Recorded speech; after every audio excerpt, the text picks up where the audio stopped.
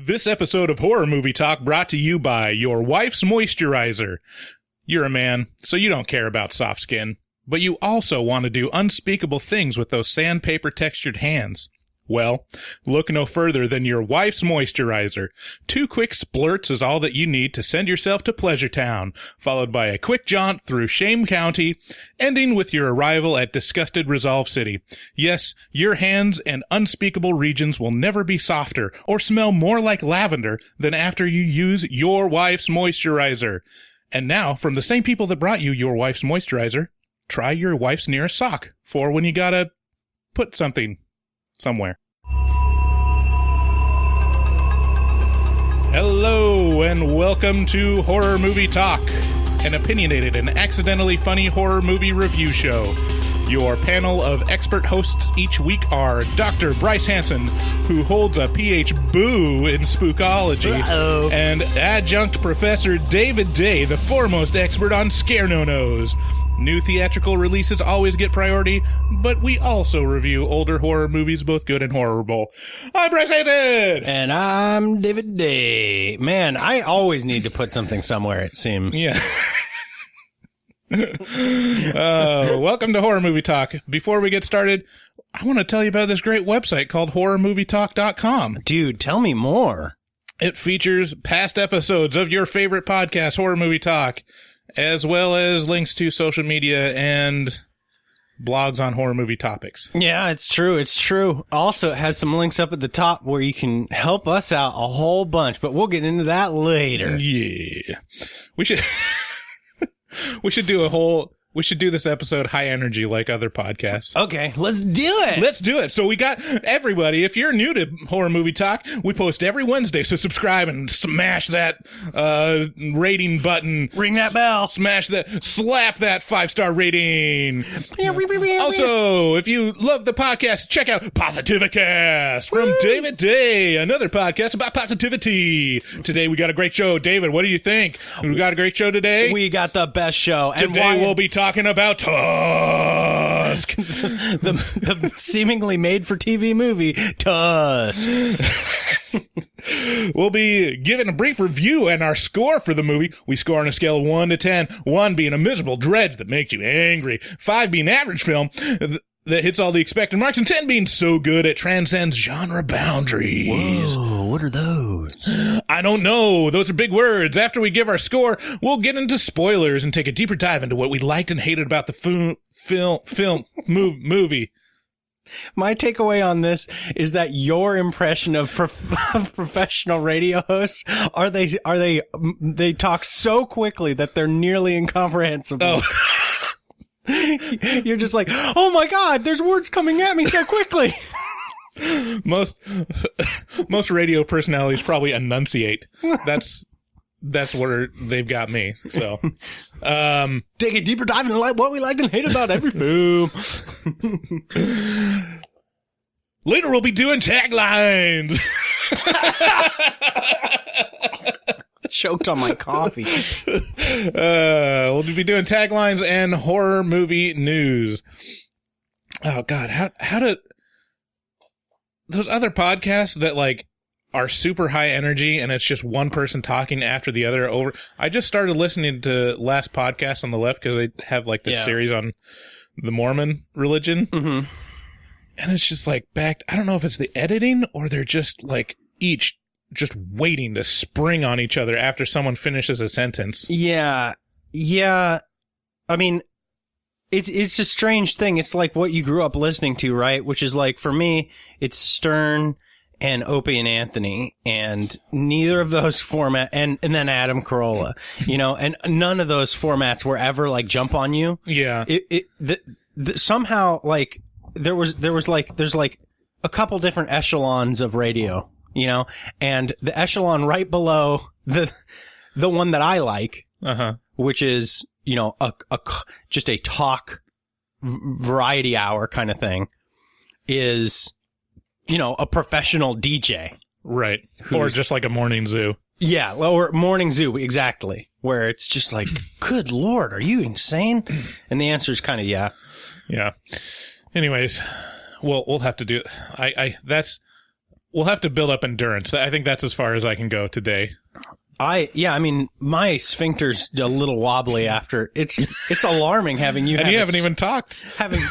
No, it's alarming because your energy is palpable, and it's not normal. Normally, there's a little bit of a black hole on that side of it. and so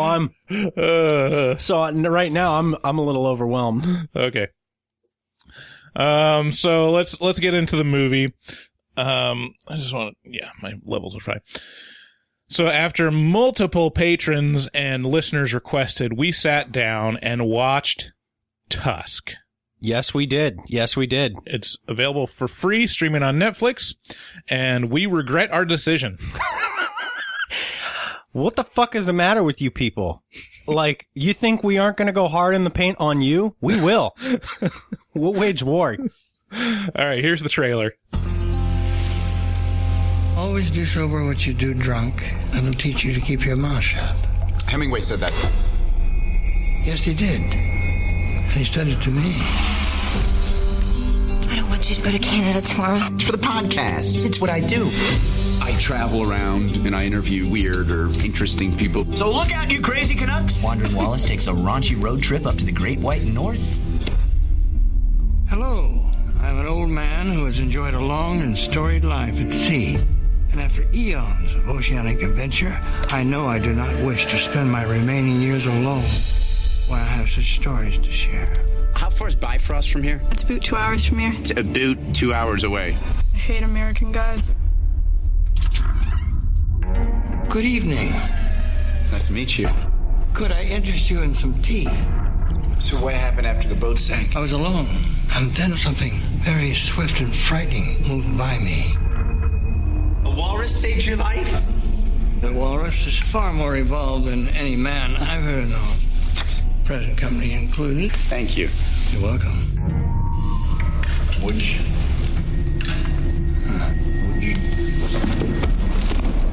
There. It'll be all right, Mr. Tusk.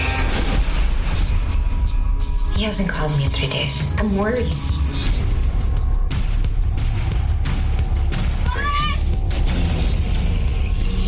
Why are you doing this? Are you really mourning your humanity? I don't understand. Who in the hell would want to be human?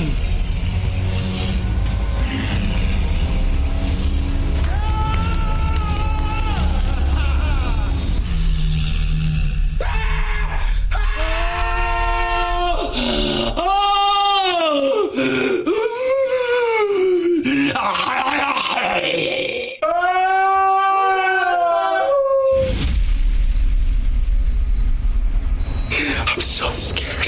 This guy wants to turn me into an animal or something.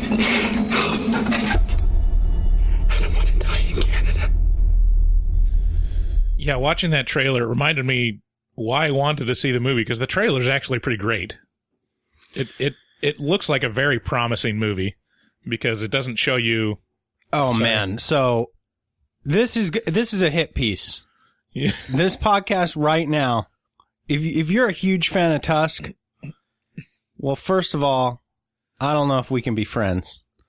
Yeah. And second of all, we're going to tell you why you're wrong. Tusk is a horror movie brought to you by the same guy that brought you Yoga Hosers and Cop Out. He now brings you a body horror movie based on a joke Craigslist personal ad.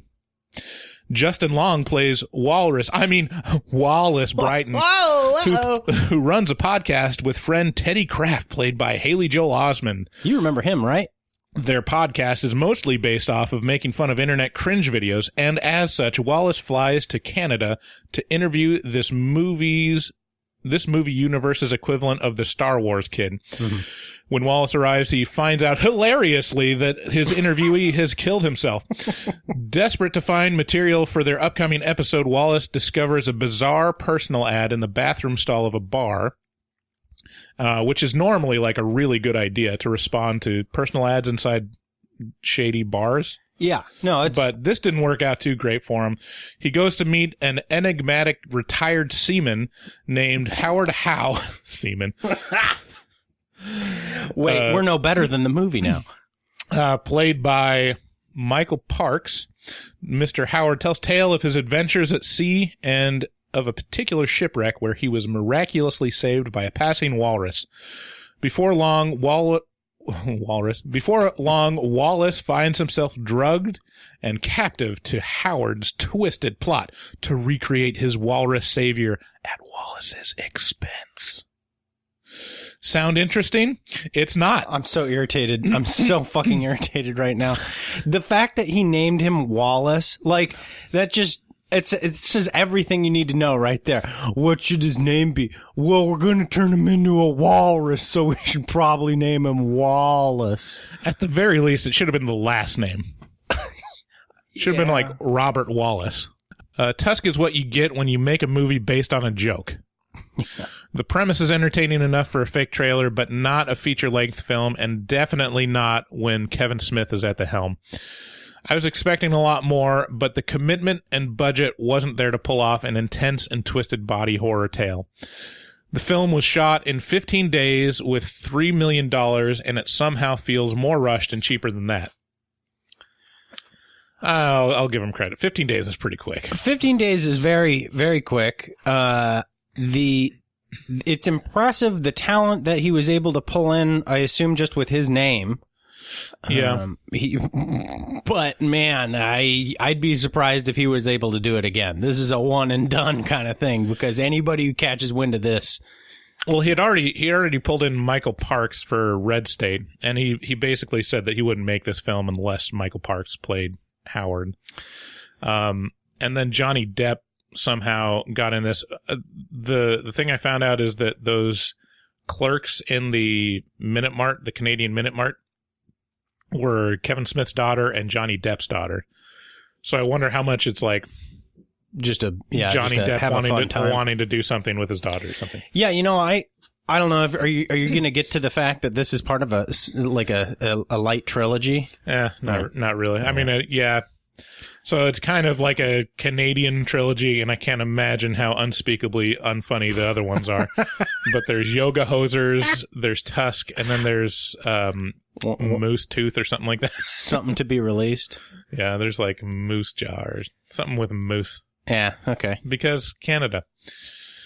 So instead of focusing on the dread of spoilers, being turned into a walrus, Smith focuses on creating a panoply of redundant characters delivering redundant dialogue at length. For a body horror film, there's very little care given to the design and the shooting of the actual body horror. Shockingly. Yeah. Smith blows his load halfway through the film and really has nowhere to go after that. It's shocking. It's astounding that he's not a bad storyteller. No, he's specifically a good storyteller. But I mean, that's all that guy does. Is the reveal is so bad. Yeah. It's just so bad, and then you're just like, oh, that's it. Like that's what we've got for this film, and then it's just like, all right. Now on to the interesting part. And let's be clear. Hilarious detective work by a scene-chewing Johnny Depp.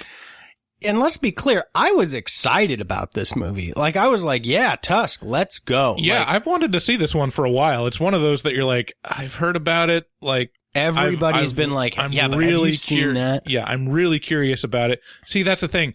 I haven't heard people talk about it, and that's usually what keeps me from seeing it. Like, I'll look at the trailer and say, this looks very interesting.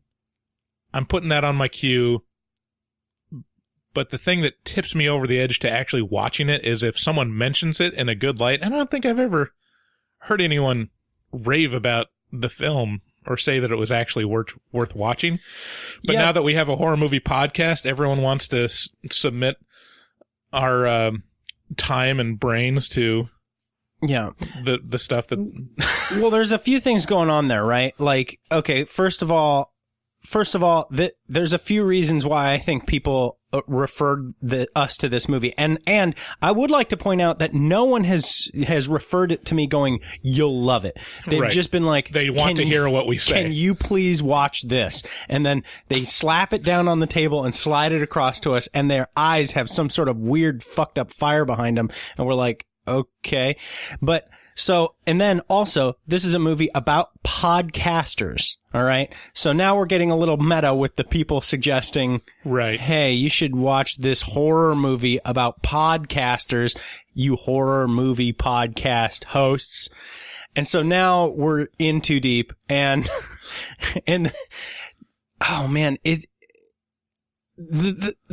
I just had such high expectations partially because of like the after effect, the afterglow that I still have for movies like Dogma and Clerks, and, you know, all my middle school chuckle fest, bust a nut sort of sophomoric humor from Kevin Smith. I love a lot of Kevin Smith movies, but this is just unbelievably poorly done.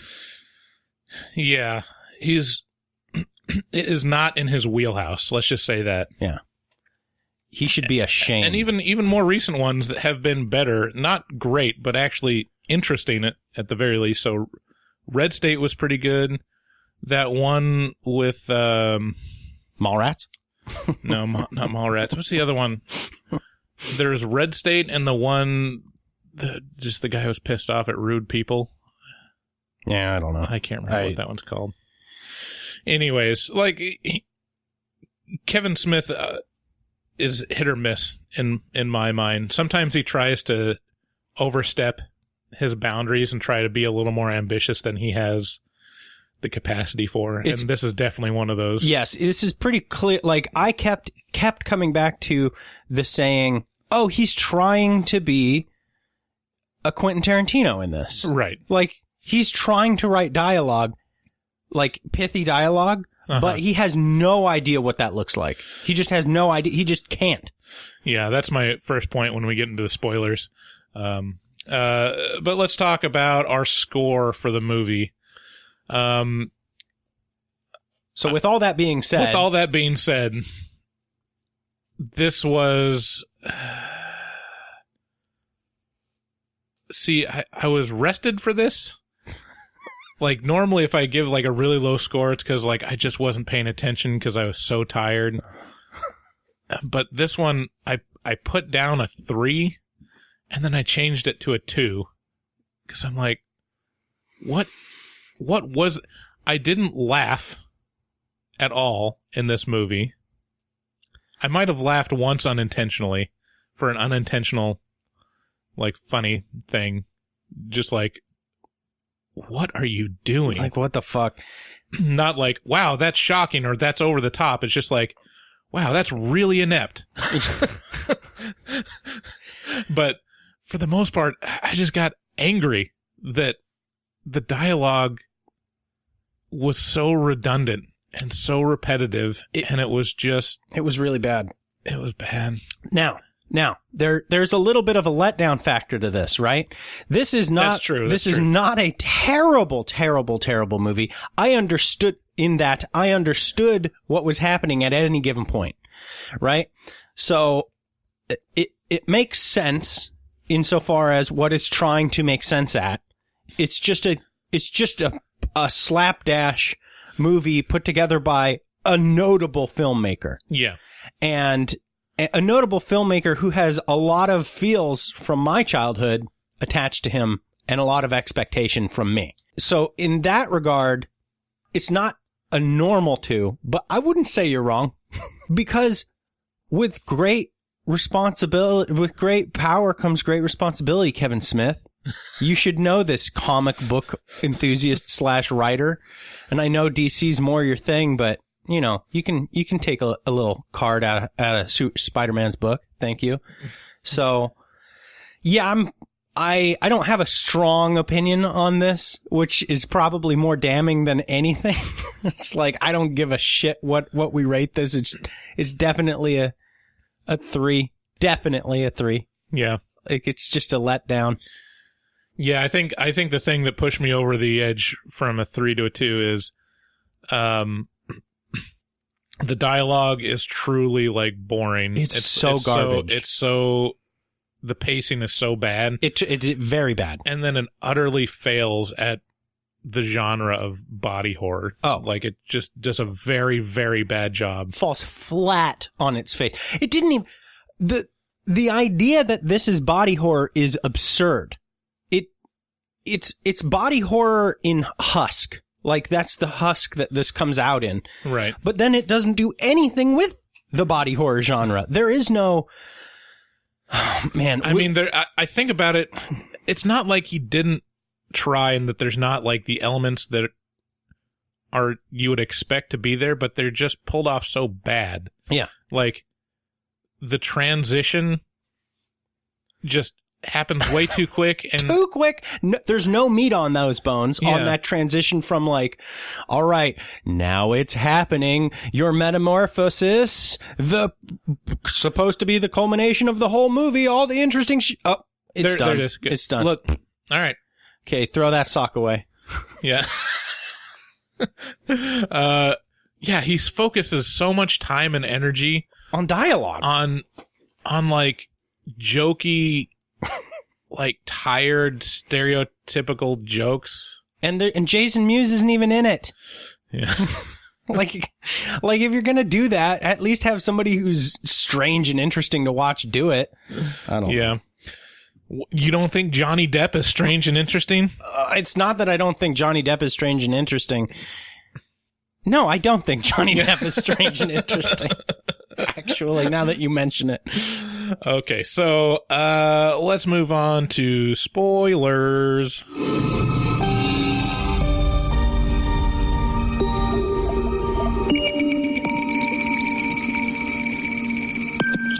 Spoilers.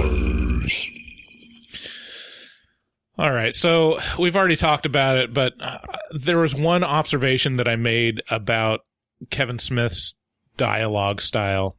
And if you've listened to Kevin Smith tell stories or his podcast... You mean his schmodcast. You should know Kevin Smith is a bullshitter. Mm-hmm. Like, he's one of those guys that can tell a story that captivates your attention, but if you step back, you realize that it's a lot of unnecessary information. It's just a lot of color and not a lot of substance necessarily. Right. And if you step back and you're like, oh, so you were just kind of being awkward. Yeah. That's the takeaway if you sift through all the bullshit, is that it's a very normal occurrence that happened. Whoa, you have in like one paragraph, you've stripped him totally nude. Dude, if can you imagine how awkward something, I don't know, maybe it would, he's so good at deflection and that kind of thing, right, that this, you know, if he heard your words, if he heard you say those things and they rang totally true, he would say, oh yeah, that's absolutely 100% correct. Are you kidding me? That's me. Yes, of course it's me. Everybody knows that's me. Good job, professor. And it's like, yeah. So as such, he's a screenwriter that writes like a bullshitter. Yeah. So all of his characters sound like bullshitters. And in this circumstance, it's bullshit. Well said. He's not. So here's the difference between Quentin Tarantino and I can't believe and Kevin Smith. Mm-hmm. They're both very, very good talkers. Mm-hmm. That's true. And they're both homely-ish gentlemen, right, or have spent a good part of their life being not good-looking enough for the women that they would like to have. Right. Much like a lot of people. I don't know if Kevin Smith likes to fuck feet, but I wouldn't be surprised. But Quentin Tarantino both of them, when they're writing, the dialogue and the characters speaking the dialogue are prone to sound like them. Mm-hmm. Like Quentin Tarantino script sounds like Quentin Tarantino. Right. And Kevin Smith sounds like Kevin Smith. But the difference between the dialogue is, like I said, Kevin Smith is a bullshitter, and so the bullshitting comes through. But with Tarantino, there's like a vast amount of pop culture knowledge and nuance and like opinions and strong intelligence and taste that comes through. Yeah. Intelligence, or just this laundry list of good things that that Quentin Tarantino has that Kevin Smith doesn't. And yes, I am constantly on Tarantino's nuts. I don't think he's ever made a bad movie. Look, the only, I mean, even the most recent ones, which are not even necessarily my favorite, are better than 90% of any movies that have ever been made. Yeah, the problem is, and the thing that Kevin Smith would say in rebuttal to this is, you're comparing me to the best filmmaker of all time, and thank you very much. Right. And it's like, yeah, but shut the fuck up. Because it's clear you were you were comparing yourself to Quentin Tarantino when you made this movie. And if you weren't, I mean, boy, it sure does look like it. Right. And then the other thing is, outside of screenwriting, Quentin Tarantino is a master director. Yeah. Like, if he was not a screenwriter, he could tell the story of any script on film, because he is excellent at directing and portraying the story in whatever genre he chooses. Yes. So it's distinctly his, but also distinctly of the genre. And Kevin Smith obviously does not have that in his favor. He's kind of a one-trick pony if it's like, you know, younger 20s and probably now like middle-aged guy friends that are bullshitting and talking about relationships and comic books, their inability to handle interpersonal conflict. Yeah. Then yeah, it's probably gonna be okay for Kevin Smith. But if he's gonna do like a nuanced genre film, he's just not gonna. Anyway, moving on. So the origin of this film, the idea actually came about after a man in Brighton, England, put out an ad in this. It's like a Craigslist type site called Gumtree. He offered free rent to anyone willing to dress in a walrus suit and pretend to be said animal for 2 hours a day. The advert turned out to be a hoax by writer-poet Chris Parkinson, but after Kevin Smith discussed it on a Smodcast with his co-host Scott Mosier, he began to mull the idea of turning it into a feature-length film. He said, something snapped in my brain, and it's only happened one other time in my life. That other time was 20 years ago when I wondered why people didn't make movies about me and my friends talking about movies and pussy and Star Wars. So I did, and it was Clerks, Smith said. So that's also probably something you'd say if you knew you made a piece of shit. Like, oh, this reminded me, the reason why I made this movie is it's exactly the same reason as I made that movie that you actually liked. So, I mean, I thought it was interesting that it's not even an original idea. It's not like they like improv'd it on the show. Right. It's literally someone else's funny idea. Inspired by, yeah, like someone else. Like altered to their purpose or whatever. Yeah, it's, and I can, you know, and in that format on, you know, as an interesting topic to bring up and talk about on kind of an all-purpose topics podcast, this story is fun and works. You know, this is exactly the kind of stuff you want to talk about and bring up. Not the kind of thing you also want. I mean, you know what? Actually, I'll even reverse that. This movie could have been, with this concept, awesome. It could have been fucking awesome. Yeah. If you had given this movie to Guillermo del Toro. Yes. And he had the same budget. $3 million. Probably even the same, well, not the same script. They'd have to make some cuts. Yeah. But if they gave this to like a real good body horror director or like Cronenberg or something, I wonder what Cronenberg could do with this on $3 million. I don't know, but it'd be a lot better. The concept, the bones of this thing could have been...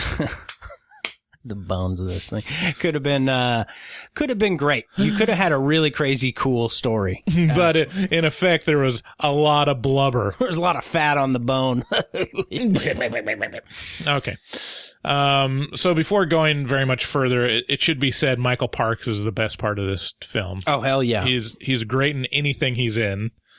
Michael Parks is kind of chameleon.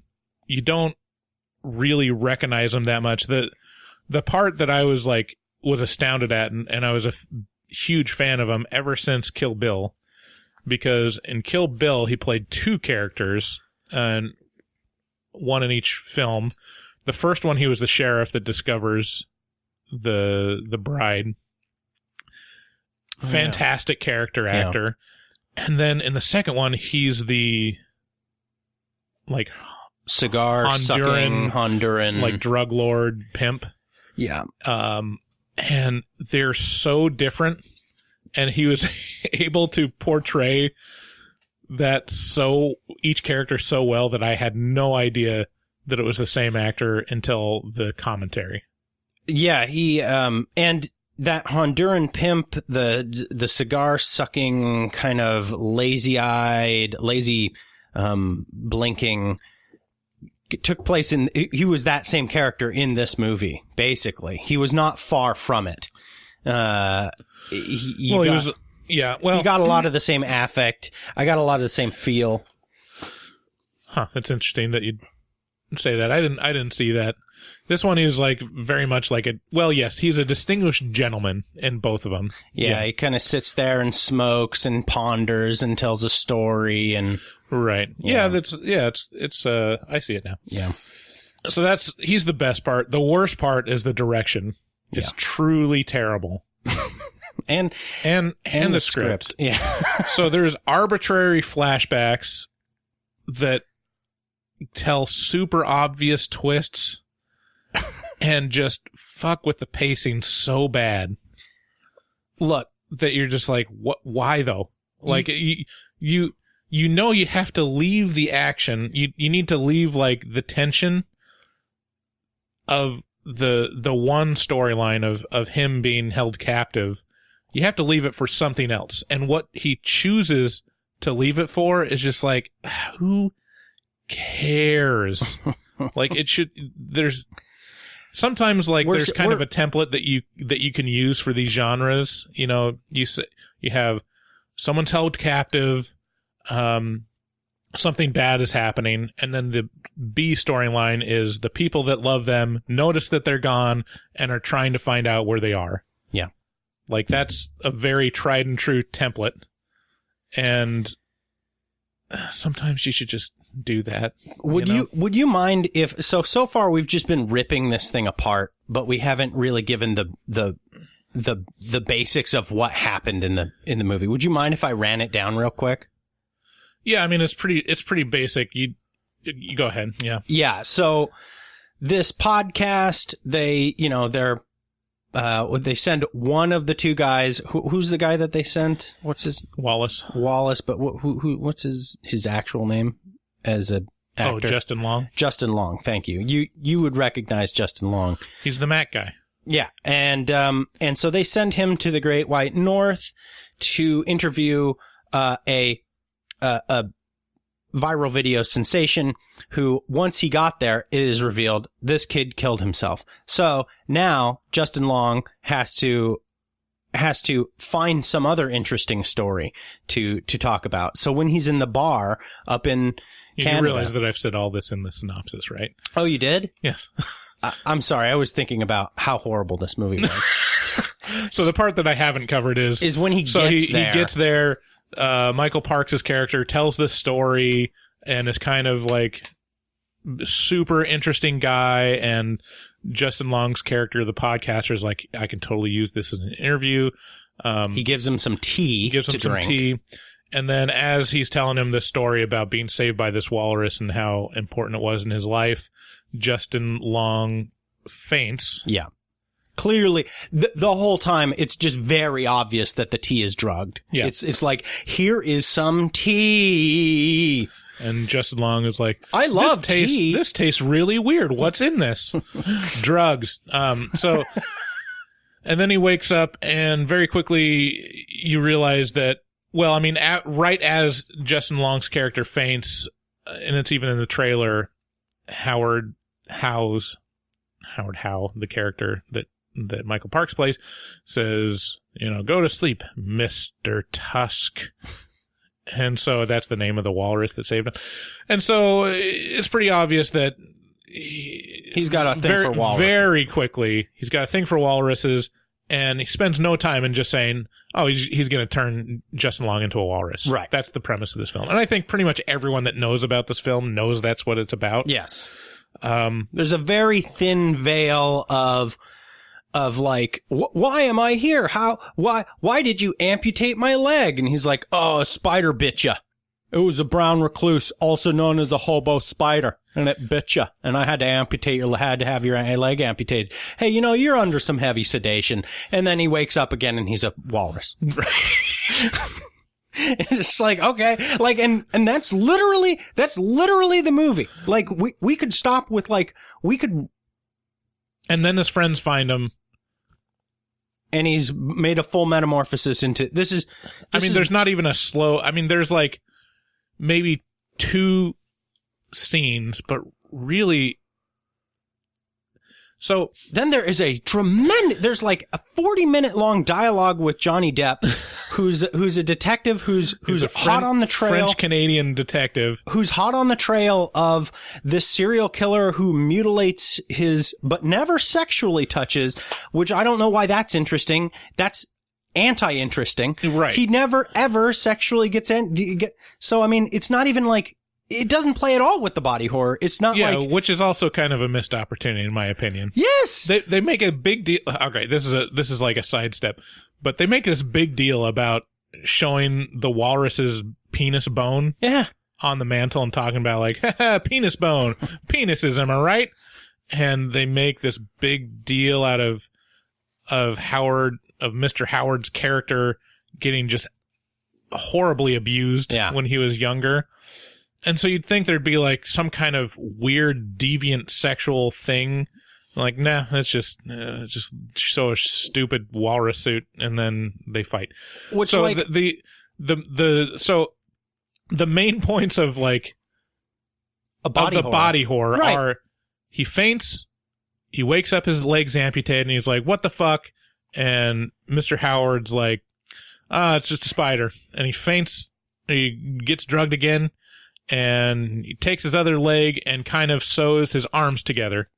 And then I don't even think we see his reaction to that. Like, we don't see Justin Long waking up after that particular operation. The operation could have been 10 minutes long and horrifically gory. I'm not a body horror guy. No, I'm saying there's like 2 operations, but one of them doesn't even matter because you don't see his reaction to it. Right. And then there's another operation where it's like the full transformation, and then it's the reveal. There's like immediate. It's within a span of, it happens at the middle of it. It's like, there is exactly 3 minutes of this body horror movie devoted to body horror.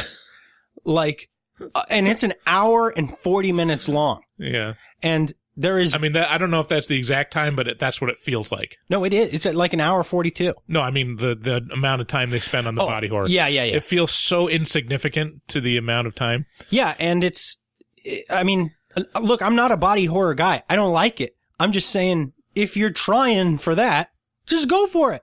Just do that. So at some point, after he gets his leg is amputated, his first leg is amputated, Wallace calls his girlfriend, but doesn't give an address or any useful information to her, which is great. Which is a pretty lengthy call. It was like a, 2 or 3 minute voicemail, but he doesn't like say, this is the town I'm in. Look, I'm pretty sure, I can't remember in my whole social security number, but the last 4 is definitely 4421. And there's no use. He just gives her everything in the kitchen sink except all the useful stuff. We've already talked about how this movie blows its load way too early. No care is given to extending out the dread or the body transformation. It feels so insignificant. So let's talk about the actual reveal and how terrible it is. It looks so much worse than I expected. I'm still, they spent so much camera time looking directly at this horrible walrus costume that I can't believe it. It's like, where did the $3 million go? If you imagine in your head, if you haven't seen this movie and you have watched the trailer, it doesn't show anything. And if you were to imagine in your head, what would it look like if someone surgically turned someone into a walrus? Go ahead. Like, have that picture in your mind. Imagine a good movie was made out of that. Okay. Now imagine someone at the San Diego Comic-Con did like a pretty good cosplay of it. Okay. So put that picture in your mind. Okay. Now picture someone in like a Portland, Oregon Comic-Con that does cosplay of it. A significantly smaller, less well-attended Comic-Con. Okay. Now think of someone in like Henderson, Texas Comic-Con. Forks, Washington. A Comic-Con attended by 6 people. Okay. Okay, that is the cosplay. The person that goes as cosplay for that movie, that's what the actual design looked like in this film. This is not an exaggeration. It's like a big latex, and the real damning part of it is how he moves in the costume. They don't go to any length at all to try and hide the fact that this is just basically a big plastic bag around him. He's like, when he retracts his head into the costume, and it's just very clearly a big latex bag. It's just weird. It's like, why would you show this part? It literally looks like just latex foam. So it's not even like he's in a bag full of blubber. No. It just feels like, so it's so bad. I can't underline how bad it is. So in a circumstance like this, if you have a terrible, cheap-looking monster design that's not scary and looks ridiculous, you have to go the Jaws route. You do not show it.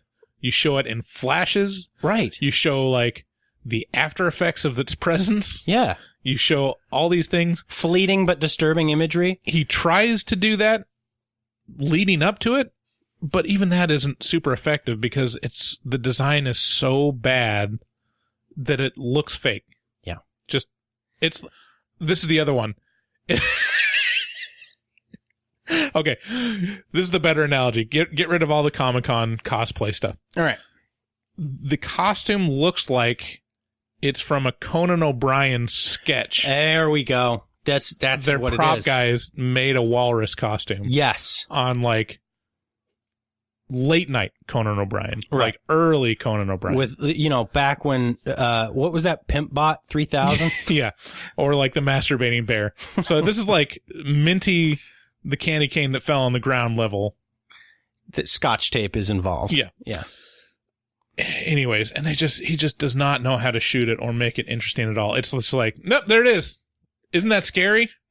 Now let's just keep looking at it in a wide shot. Because that's the most interesting thing we can do. I keep wanting to give him the benefit of the doubt and say it's intentionally ironic, but it's just intentionally shitty. Or even just the lighting. If they had lit it different or just made it more like slimy, or something. It was just so bad. And it happens at the midpoint of the film. It's over at that point. There's nothing left in your film. And like the only thing left, and I'll skip forward to the very ending, the only thing left is there's a fight to the death of Justin Long's character and Michael Park's character, and Michael Park is dressed in a walrus suit. And it is like, as much as it can redeem itself, it kind of is interesting at that point, and then it dwells on that for like half a minute, and then it's over. Okay, so where did the $3 million go, Bryce? So the majority... Did it go to the soundtrack to get that Tusk song? Yes, exactly. But why the fuck did they go for the like, that's the layup. Like, that's the layup song. Go for I Am the Walrus if you got $3 million. Like, why are you going with, who sang that? Fleetwood Mac. Why are you going with Fleetwood Mac when you could have the Beatles? All right. I think it was a good choice.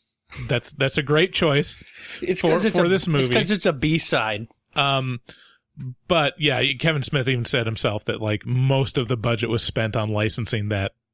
I mean, probably not actually, but a lot of the budget was spent on licensing that song. That's a pretty big song. Tusk. So we'll see if we get pulled off of YouTube for 2.5 seconds of that. But yeah, it's just so bad. All right, so let's move on to some other things. The other bad things, terrible jokes based off of tired Canadian stereotypes. Just not even interesting jokes. Not even. Just there's like, no effort. Hey, did you know that Canadians say a and a boot? And a boot? Did you know that? Did you know that they're polite? This movie came out in 2014 and they're making jokes about that. Isn't that funny? Let's just really dwell on Canadian stereotypes. And aren't French Canadian hilarious? Let's put Johnny Depp in this. Do you care that Johnny Depp is in this? Johnny Depp. Okay. No. First of all, no. You know what putting Johnny Depp in this movie does? It makes you go, oh shit! About 20 minutes into seeing that character, you go, oh, that's Johnny Depp. Really? He was in a bunch of weird makeup and maybe a prosthetic, and I was like, why are they making him up so much? And I didn't recognize him, but then I looked and I'm like, oh, it's because it's Johnny Depp. By the time Johnny Depp shows up, the movie should be fucking over. But instead there's 40 minutes left of Johnny Depp just kind of expounding on this serial killer who turns his victims into something. We don't know what. Spoilers, it's a walrus. And then it's just Johnny Depp just kind of chewing the scenery. He's chewing the scenery. It's just Johnny. The idea is like, wouldn't it be funny if Johnny Depp did a ridiculous French Canadian accent? Turns out, no, it's not funny. Yeah, and what it accomplishes is like when the movie's already over and you're still supposedly telling a story, the audience halfway through goes, oh shit, that's Johnny Depp, and then gets on their phones to get on IMDb to make sure that that's actually Johnny Depp. So now you have half the audience just gone. Right. Oh man, this movie. Another B plot is Wallace is cuckolded by his friend and podcast partner. Yeah. Played by Haley Joel Osment. Do you care about that storyline? I don't, except to say that Haley, I said this while we were watching, but Haley Joel Osment is just unfortunate looking because he looks like a child actor who grew up. Yeah, he's probably the most child actor that grew upest. Yeah. Looking. I mean, Macaulay Culkin's pretty close. Yeah, I think the thing with Haley Joel Osment, he's still got. And I don't want to like rag on someone's appearance because mostly like everyone looks like a weird version of the child themselves, right. Except you don't actually get to know the weird version of child Exactly. Or don't see like, you don't miss the transition, you see him the whole time. But with Haley Joel Osment, he has a particular thing where his face is very small in comparison to his head when he's an adult. Yeah, it's strange because, yeah, I don't want to rag on. He did a fine job. Everything he's been in has been great. He gave us Sixth Sense. Jesus Christ, like... He was great in, most recently, The Boys on Amazon Prime. Yeah, you were telling me about that. He was in that. You should watch that. But all suffice it to say, you don't care about his storyline or his character. That gets way too much time. Right.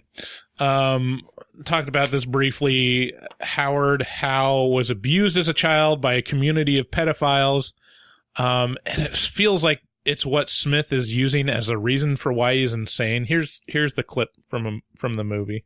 And so for the next 5 years, I was beaten, I was tortured, I was raped, I've had things in my mouth that no human being should have a taste. They never thought of me as a person. They just thought to use me.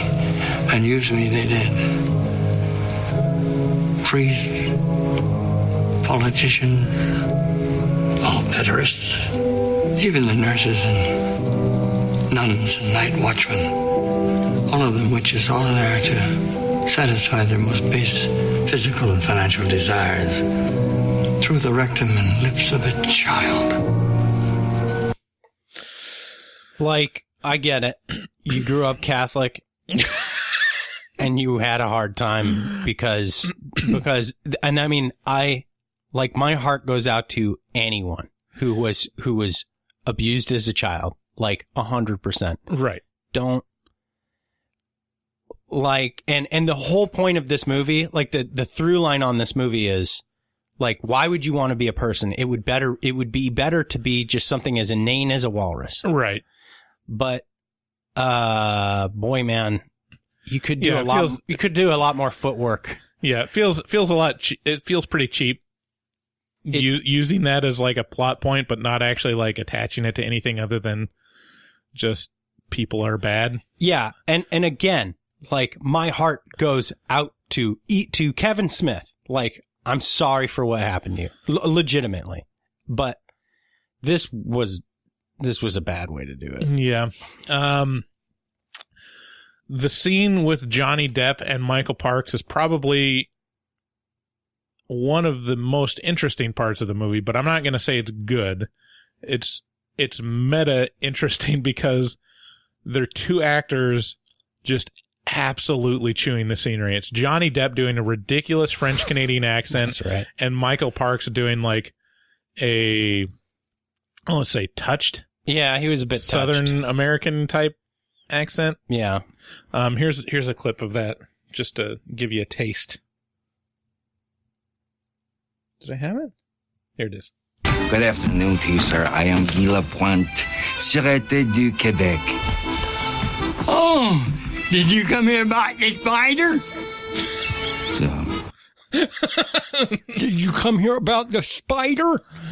Yeah. No. Yeah. Yeah, it's...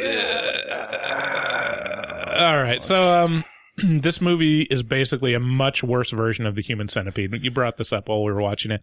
I just wanted to briefly touch on what Human Centipede did better. Okay. It's one of my favorite films. Yeah, Human Centipede is Bryce's baby. Yeah.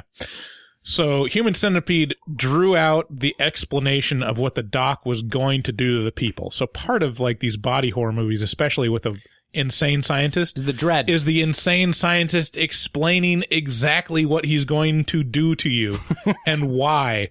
That's like where half the horror comes from, right. Where you realize this guy is fucking insane. Yeah. And you have to sit and watch and see his delight at his idea. Yeah, it's the Clockwork Orange thing where they're prying your eyes open and making you watch something you don't want to watch. Yeah, and it completely doesn't do that in this film. Human Centipede, there's a much slower passage of time and showing of the recovery process of the surgery, which is also like just horrifying, but also very interesting. And it just shows like a lot of like, what would this actually be like? I just don't want to watch Human Centipede so badly.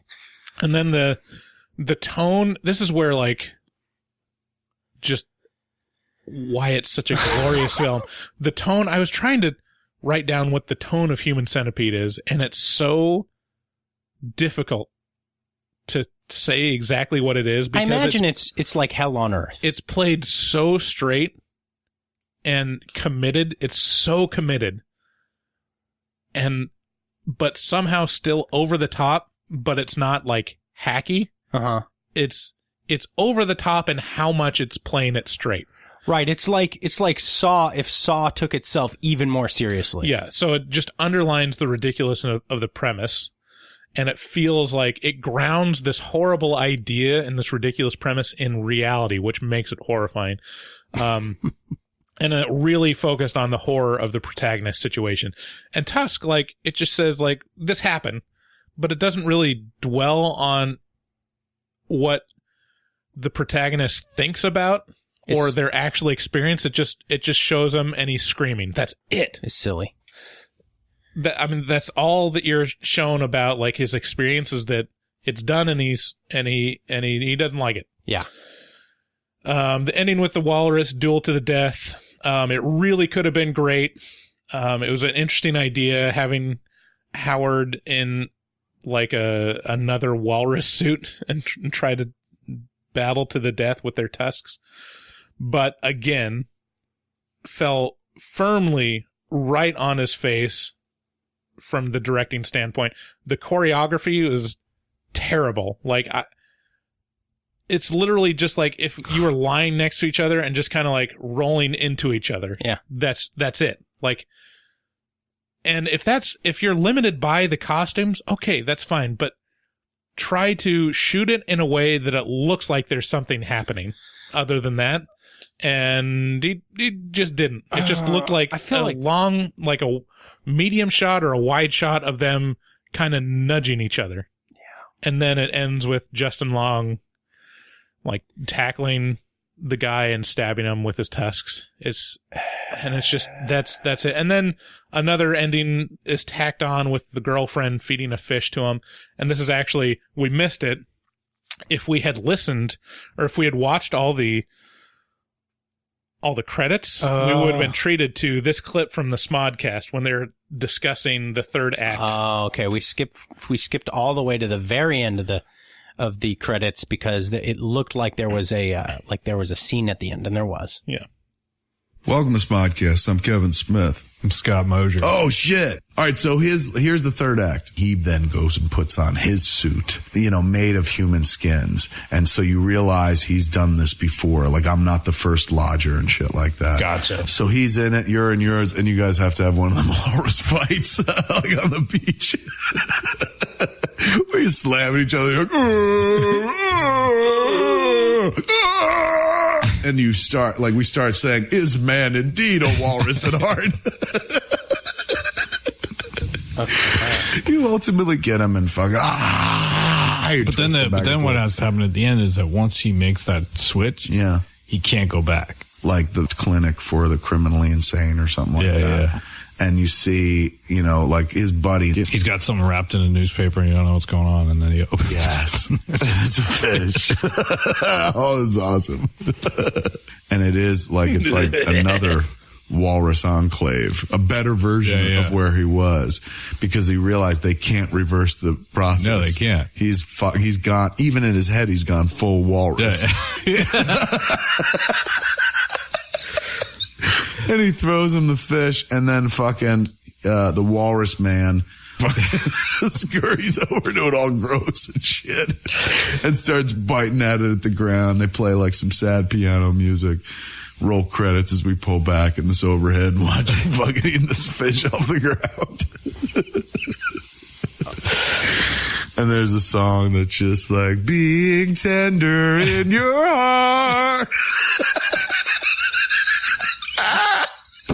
Is that a real song? No. Like, we need a hashtag for this. The conversation needs to grow. 2 hashtags. I feel dead inside. So this actually parlays nicely into something I was mentioning about this movie. It's written as a comic book. This movie would work as a comic book very well. And by the way, if you're not familiar, Kevin Smith does author comic books, and he's good at it.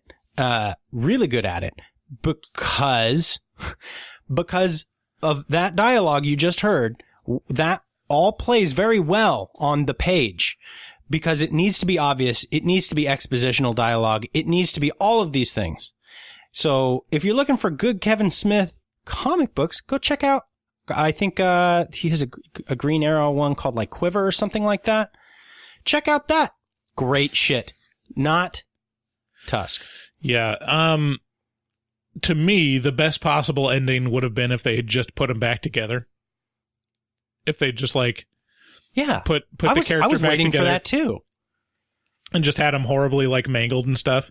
But that would be the only thing that would redeem it. Have a modicum of redemption for this film, as if they just did something as ridiculous as oh yeah, and then they just put him back together and now he's just a human again. But he's got legs again. But instead, the most ridiculous. Like, I get it. I get the ironic, sad irony of putting him in basically a third-rate zoo in the middle of Manitoba somewhere. But it's not. See, that's the thing. Like, it goes from, again, that works in a comic book really well. It says like, oh, he's a walrus. He's full walrus now. But like, you never felt like he was still a human after the reveal, anyways. And it's not like it's wasted on me that this was just a goofy goof that was meant to be fun and funny for you to make. But, I mean, presumably people paid to see this. Yeah. It's just a giant piece of shit. Not a lot, because this is the final bullet point. So $3 million was the budget, and the cumulative worldwide gross was $1.88 million. I'm sure they're making that up on the back end because it's been on Netflix for years. I don't know. I don't think they make millions of dollars from Netflix, though. I don't know. I mean, this is the kind of movie that the buzz around it before it was so large about, like, how ridiculous would this movie be, a movie about someone turning into a walrus, but you would assume that it would be able to make $3 million, but it didn't. Yeah. Mostly because anyone that saw it probably told other people, don't go see it, it's bad. If I recall, Human Centipede, that was released still in the era of, I think that was like 2007 or 8 or 9, something like that. Yeah, something like that. Maybe even 6, because I remember walking through the Hollywood Video and seeing, a wall of Human Centipede DVDs and being like, no, thank you. But then, it really kept going. Like the hype train for Human Centipede kept going because it was available. It was one of the first titles available when Netflix went streaming, I believe. And so I don't know. I don't know what my point is on that, other than to say, I think there's a definite lane for this kind of movie, and it'd be interesting if it was done right. If there were more like Human Centipede. Not that I'm interested in watching them because ew, but this is very easy to stomach, in my opinion. This Tusk is just... Yeah, so we had 2 people request this, and I think they're both patrons. And I think a couple other people that have just reached out to us on social media said, check it out. So we need more people asking for Human Centipede so I can make David watch it, because he does not want to watch it. Yeah. If you want us to review Human Centipede... Send us an email at info@horrormovietalk.com or reach out on Facebook. Okay, so let's move on to final recommendations. Who do you think should watch this, Bri? Just don't bother. Like, this is one that you should just search for clips on YouTube. Just get the idea. Probably the only scene. I mean, it's on Netflix, so you can skip through it. The only scenes that are interesting are the scene where Wallace and Howard are talking, when the introduction and Howard talking about his past, and then him fainting. Yeah. Skip forward to the reveal. Yeah. And that'll give you a taste of like how much quality this movie is. You can skip everything. Everything else is totally dispensable. Maybe the very end. Maybe like the walrus fight, and then the end scene with them feeding the fish. Like, it's I don't know. Really, it's only 2 scenes that are worth it. It is on Netflix, so if you are looking for something horrific to be on in the background, it is getting towards October, so I guess you could. Yeah. This is, I don't know. But also The Witch is on Netflix, so watch that instead. Yeah, for real. I would rather watch The Witch like 5 more times than watch this. Yes, the first time. Yes, but you don't want you want to soak in every second of The Witch. This you can just put on in the background and it'd be noise. Yeah, so. Maybe you could watch it while you're working. Yeah. Okay, so final recommendations is just like, just don't. Just probably don't. Who would like it though? Like who would be a big fan of this? Oh, Kevin Smith fanboys. Mostly. Or, people, I mean, this is one of those ones that's a really low bar of entry into body horror. So if you like full moon production stuff, if you like just like absolute shitty horror movies to make fun of, this is maybe close to that. Yeah, but here's an interesting thought. So in order to get this made, or gauge responsiveness of like who would like to see this story, Kevin Smith started a hashtag campaign of walrus yes and hashtag walrus yes and hashtag walrus no. And so, you know what we could do is we could start that campaign right back up and just tweet at Kevin Smith, hashtag walrus no. Just light them up. And you know, tag us, Horror Movie Talk, in there, and let's see if we can get Kevin Smith to angrily rant and give us exactly what we want some time on his super valuable podcast, the podcast Smodcast. Right. So hashtag walrus no. Yeah. Okay, let's move on to games and bits and news. Oh boy. Hey, we never did the mid-roll. I don't think. Oh, we didn't do the mid-roll. So, hey guys, if you would like to support the show, if you find this funny or interesting or even annoying, you can go ahead and head on over to our website at horrormovietalk.com. Check on out at the top of the page there. If you want to become a patron, that helps us out a whole lot. Still only one tier on that. $5 a month gets you grandfathered into all the eventual tiers that we will offer, and it gets you access to all afterpods, which there's quite a few of now, and that's like kind of the therapy time after the show. At least one of them. Where Bryce and I talk about our week, and you know, and then we have a cry, and then we laugh, and then we cry more. Yep. So you can do that. Another way you can support us is there's another button that just sends you to Amazon. I think it's linked to just all of the horror films that are available for DVD. But pretty much if you click on that link and buy anything on Amazon, even if you're like buying kitty litter, your monthly kitty litter or something, just click on that banner and we'll get a little taste of what you spend on Amazon. Big news. I have big news. So there was some question about the Shudder code not working. Our HMT code was not working with Shudder to get you when you check out for Shudder, you enter HMT at checkout and it should get you 30-day free trial to Shudder, which is a horror movie streaming platform, and it's really great, and I got it fixed. So get back on there. If you've already signed up for Shudder, just use that HMT code on a different email address.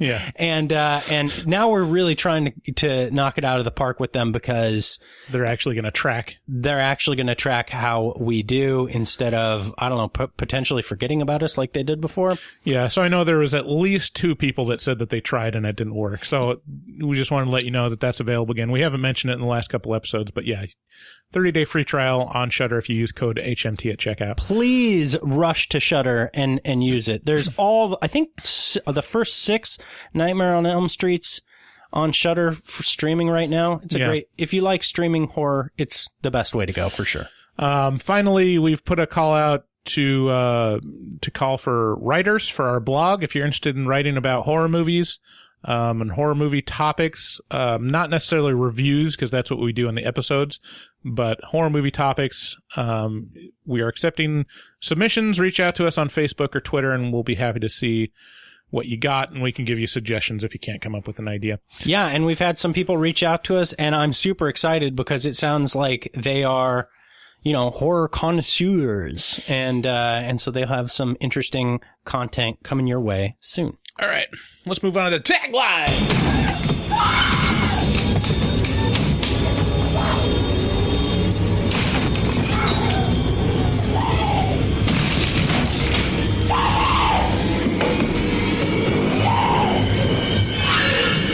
Here's Taglines.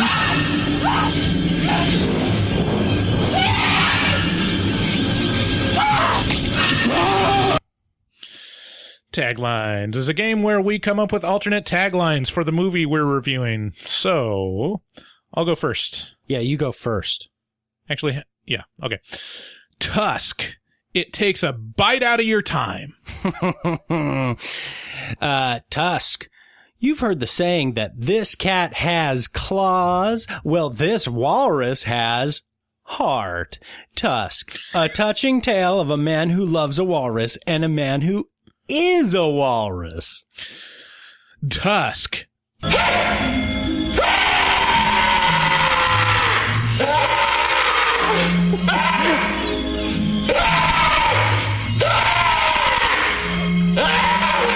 And the Oscar goes to Justin Long. He was shafted that year, man. Dude. I mean, he really should have got it. Yeah, I mean, how are you supposed to act with your tongue cut out? Mm-hmm. Tusk, human centipede. Sorry, Tusk, human centipede without all the fixins. Tusk. At least we know that Kevin Smith has less money to make movies like this now. Tusk. Picture a 10-minute long story stretched out into 1 hour and 40 minutes. And oh yeah, Johnny Depp. Yeah, that's all I got. I got some more. Okay, go for it. Tusk. It could have used Jay and Silent Bob. Tusk. I think of Tusk the same way I think of people with blue hair. It's just like, oh. It exists. Yeah, look at you. Let's not interact with it. I know everything I need to know about you now.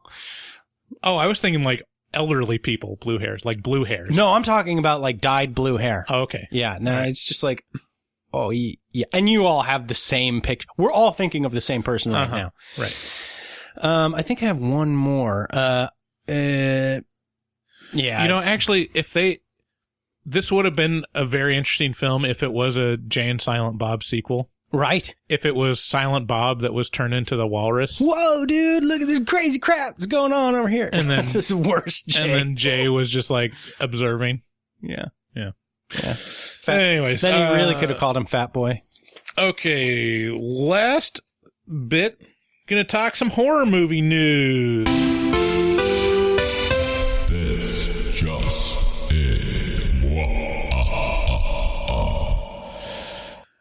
So we don't have to cover all of this. I've put a bunch of quotes in here if there's anything interesting that we actually want to go deeper into. Netflix just released a trailer for their Netflix and Chills event thing. So it's a special Halloween season release schedule of 4 original horror movies. Ooh. So first on September 27th, they're going to put out In the Shadow of the Moon. So it's like a serial killer movie. Ooh, that'll be. I'm excited for a serial killer movie. Yeah, they've got a lot of serial killer content on Netflix. Yeah, they sure do. Man, if you start watching like Mindhunter or something, forget about it. You're like, the algorithm will be like, oh, you like serial killers? Here's all the fucking serial killers. It's just like every TV. Anyways, yeah. On October 4th, they release In the Tall Grass, which is based on a novella by Stephen King and Joe Hill. So if any of these jump out at you that you want more information or you think people would be interested, we could read the synopsis, but I don't really care that much. No. We're running over. Fractured will be released on October 11th. I don't know what Fractured's about. And then Eli, released on October 18th, is about something. And then Rattlesnake will be released on October 25th. It's also about something. Also about presumably a rattlesnake. I think Fractured has someone recognizable in it. Who cares? Okay, you can go. Yeah, you'll figure it out. So this is notable because Netflix does know how to do horror movies. Like, if you remember about this time last year, maybe November last year, we reviewed The Ritual, which is a horror movie done by Netflix. Great. Just a really... Yeah, there's been some good content put out on Netflix. The Ritual, The Apostle is probably worth watching. Even Bird Box and The Perfection. Oh yeah, Bird Box. Good. Bird Box was fabulous. We've reviewed all of those. So yeah, they're kind of going a little deeper into horror. They actually released a special URL that will land you on all of Netflix's horror offerings. If you go to www.netflix.com/NetflixandChills, it'll just put you on the landing page for the horror genre. That's just a quick, if you want to simulate Shudder, yeah, through Netflix, you could do that, but why would you want to do that? You can get a 30-day free trial by using HMT at checkout. Yeah. So anyways, well, in the post for this episode, we'll put a link to the YouTube trailer for that Netflix and Chills event. Next item, Synapse Films is bringing Dario Argento's Suspiria to 4K Ultra HD on November 19th, 2019. That'll be cool. It'll be a full restoration, 4K restoration of the uncut, uncensored Italian 35mm negative with color correction supervised by cinematographer Luciano Tovoli. Luciano. And it's a great. I don't think I've actually watched the original yet, but we reviewed the remake, which is apparently nothing like the original. I've seen bits and pieces of the original, and it is effective. There's a reason it's good. Yeah. Special features will include 2 audio commentaries by authors and Argento scholars Derek Botello and David Del Valle, Troy Howarth. Whatever. Bunch of other special features. 1, 2, 3, 4, 5, 6. 6 notable special features. You can check it out. We'll put the list on the post for this episode. John Carpenter's Halloween is returning to select theaters beginning September 27th. Yeah, this'll be huge. Yeah, it's a restored and remastered digital print, and it was created under the supervision of world-renowned cinematographer Dean Cundy. So that'll be interesting. Actually, I checked the schedule, and it's going to be at Kiggins Theater. Oh, shit! Which is interesting because last year we went to Kiggins Theater to watch the original Halloween, but it was put on by just a local podcast here. Yeah, a smodcast, if you will. What's the podcast called? The Horror Aisle. The Horror Aisle. Yeah. You can check them out. If you're interested in that, get tickets at www.cinelifeentertainment.com/event/Halloween. Another news item, Brendan Fraser is all in for a new Mummy movie should the opportunity present itself. Shocking. Hollywood collectively replies, yeah. We know. Hey guys, just if anything's going on over there, like anything at all, I'm just really excited about whatever it is you're excited about. Yeah. And it seems like the most likely thing of that is the Mummy. So it's like if Christopher Lloyd said, hey guys, I'm all for doing another Back to the Future sequel if you need me. Like, yeah, we know. Like, obviously. We know that you're not doing anything. You would make a great that. Right. We're not doing that right now. Or it's like the build of the Bill and Ted's Excellent Adventure sequel that's coming up. The not Keanu Reeves guy. It's probably like, oh, thank God. Thank God. Anyways, I thought that was an interesting headline. I don't understand what Brendan Fraser did to fall out of. I think he was, he got fatter and uglier. Lost his hair. But George of the Jungle, though. Yeah. Well, I was never a huge Brendan Fraser fan, to be honest. Like, I didn't mind him. He hit all the expected marks for. What about Monkey Bone, Bryce? Monkey Bone. It's just always like I could always expect kind of not that funny, but goofy, but passable. I got a fun. Like that's where he's at. I got a fun recollection of high school where I was like trying to be a human being for a moment, where I was like, I don't know how to be like you people. So so I got one of those 3-ring binders that had like a clear sleeve for the, to put whatever it was. And I was like, oh, kids are like displaying artistic things on their binders. So I was like, so you just printed out a giant picture of Brendan Fraser? It's alarming how close you are. So I had a subscription to PlayStation Magazine, and in it was an ad for a wacky looking movie that I had never seen or really heard of, but it was called Monkey Bone, and it had like weird little suggestive themes and kind of fun little. So I took an X-Acto knife and cut out all the little portions of this, including Brendan Fraser and the wording Monkey Bone at the top, and displayed them is like a shadow box at the front of my 3-ring binder, and then kids just called, and this was like sophomore year, and then I was Monkey Bone. Wow. I was like, how much did you regret that after watching the film? I was bought in. I was like, this is how I do it, right? And they're like, yeah, look at you stupid notebook. And I was like, okay, I'm doing it. I think I'm fitting in.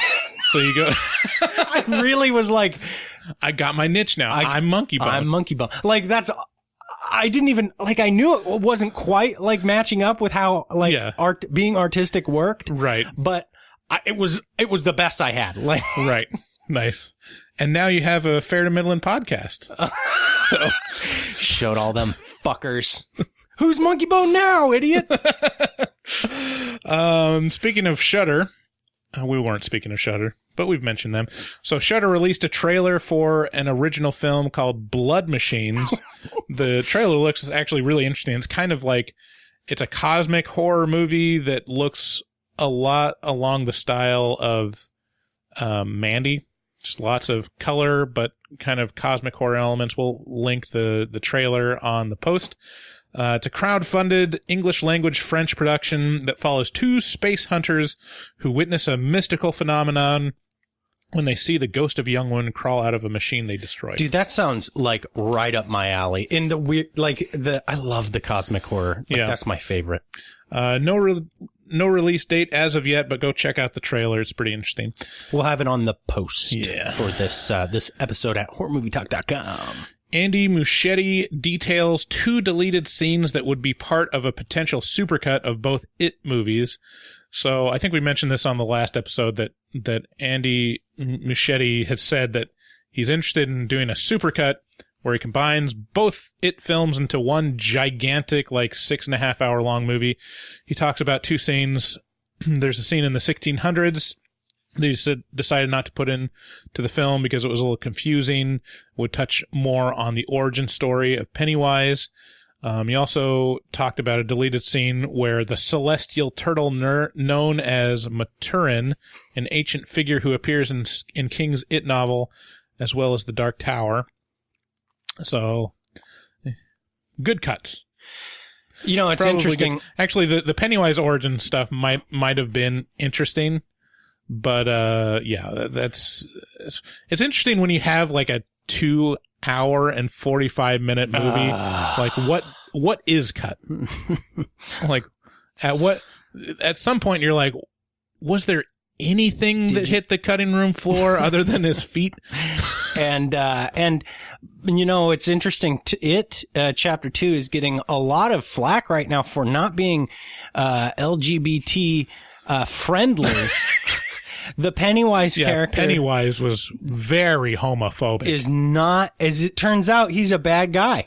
Yeah. He's not acceptable. He's fired.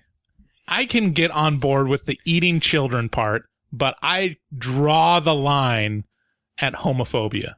Why would you want him to be inclusive of any part of you? Why would you want him to be on your side? Anyways, couple more things. Amanda Seyfried is in talks to star Netflix's horror thriller Things Heard and Seen, which is a movie that's going to be directed by Sherry Springer Berman and Robert Pulcini, who were nominated for an Oscar for American Splendor. Did you ever see that movie? I never did. Paul Giamatti as the famous comic book writer. I can't remember his name. Do you have a good impression of him? Of Paul Giamatti? Yeah. No? Okay. Why? I just can't stop thinking of, I can't remember who it is that does all the Paul Giamatti impressions. I think it's on the Adam Carolla show. Oh. But where he's just on Hinge, like like the guy from Private Parts, basically. Oh, yeah. Pig vomit. Pig vomit. Yeah.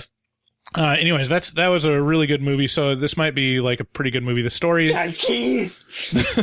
of Things Heard and Seen centers on a young couple who move to a farm near a small town in upstate New York. Their new home is cursed by the murder of its former owners, and as haunted secrets reveal themselves, the husband and wife's own marriage reveals itself to have a darkness of its own. Stop it. Okay, just 2 more things.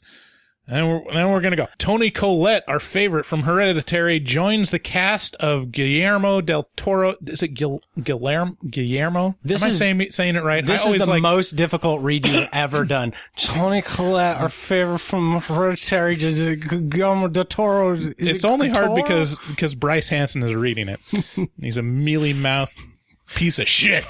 Guillermo del Toro's Nightmare Alley. It's the next movie being directed by Guillermo del Toro. and it's an adaptation of the novel by William Lindsay Gresham, which was published in 1946. The novel spawned its first feature film just 1 year later, starring Tyrone Powers and blah, blah, blah, blah, blah. Who cares? Tyrone is like the strongest name you could give a child. I know. Well, other than Murdoch. Murdoch is fucking strong, too. My youngest middle name is Murdoch, only because I couldn't convince Aaron to give it as his first name. But if there was any kid that was named Murdoch, would it not be Colin? Oh, it totally would be. Colin is such a fucking Murdoch. Yeah. We were over at just call him Murdoch. We were over at David's daughter's birthday, her third birthday. Last week. And your sister-in-law looked at Colin and was like, how old is he? And I was like, oh yeah, this month he's going to turn 2. And she's like, God, he's not 2 yet? Because he was standing next to Charlotte. He's bigger than my 3-year-old. Yeah. And my 3-year-old is not small. Like, she dwarfs a lot of these wafy kids. Yeah. Like, she's not thick or anything like that, but she's not a small girl. Yeah. If you were to like take a normal sized 3-year-old and like have them put their arms down to their side, if you were to like draw a rectangle around their shoulders and the arms at their side, widen it by about like an inch, that would be just Colin's chest. The absolute unit. Yeah. He's wide.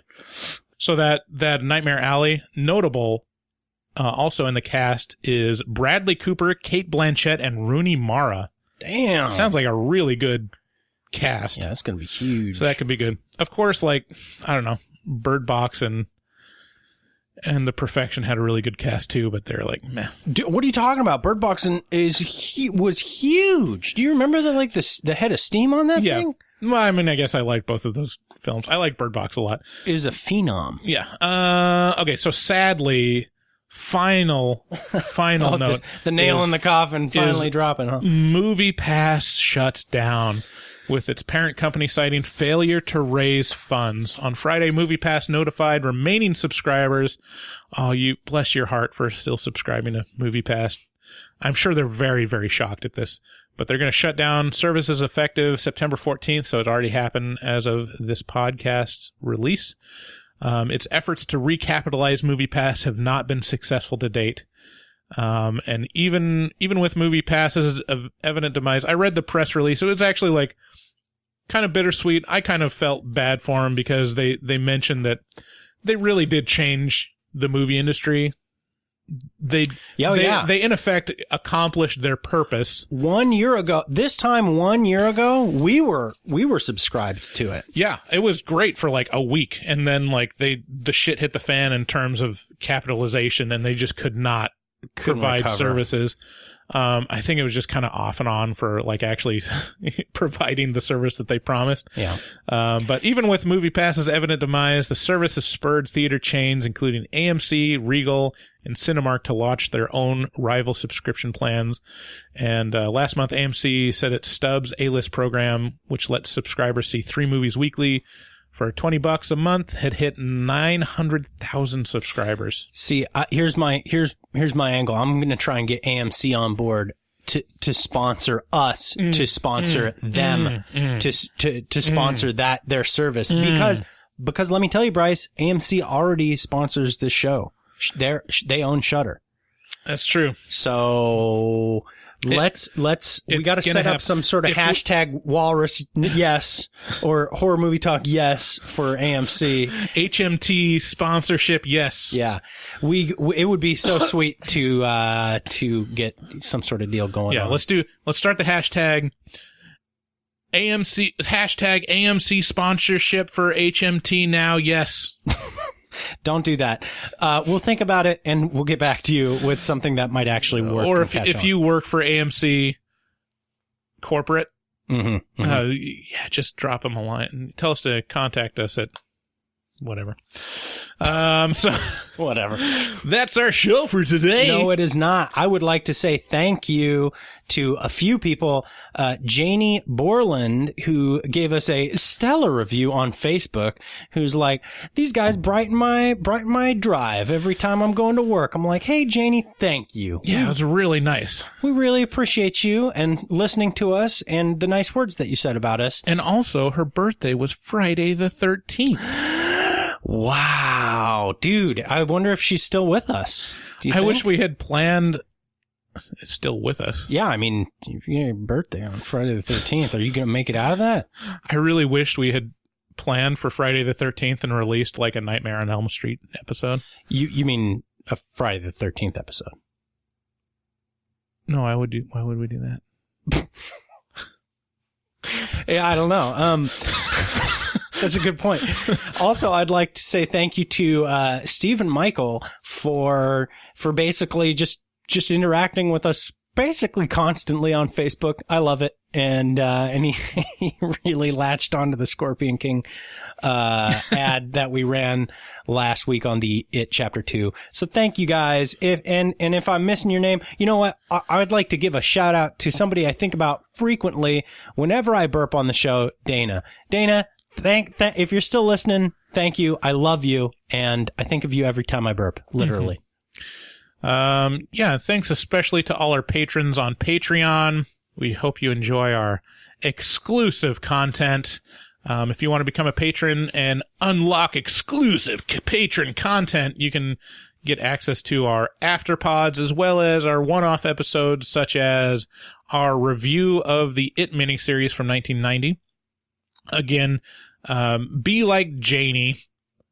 Review the show, especially on Apple Podcasts if you have an iPhone. Give us a rating. You don't even have to leave a review. Just a rating would be nice. I mean, if you want to be nice about it, you know, five stars. I mean, I'm not going to ask for it, but if you're a nice person, you'd give us a 5-star. As well, don't forget to share the podcast with a friend. It's the only way we grow. And go to our website at horrormovietalk.com. You'll find links to all our social media and share links and subscribe buttons and all the doodads and doodahs. Don't forget to click through that Amazon Associates button in the banner if you're going to buy anything on Amazon. That's all I got. Big shout out to all our international fans. You know who you are.